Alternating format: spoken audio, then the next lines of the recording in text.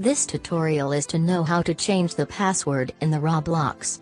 This is very important information, so do not share it with other person. After opening the Roblox on PC, Roblox will show the list of default recommended games. Let's click on Setting to change the password in Roblox.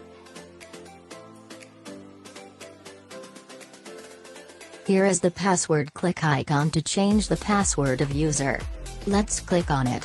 I am going to provide the old password as well as the new password. We also need to retype the new password. Password must be compliance according to Roblox password policy.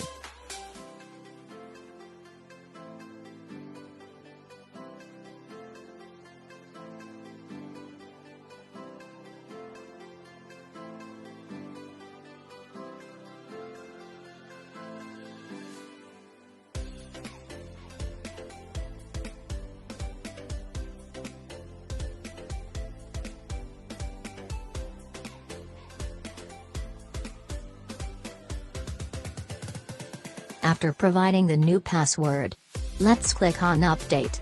A new pop will show confirmation about the password changed successfully or not. Press OK. Now this tutorial is end. If you find this tutorial helpful, please consider to subscribe this channel and keep liking, commenting on video.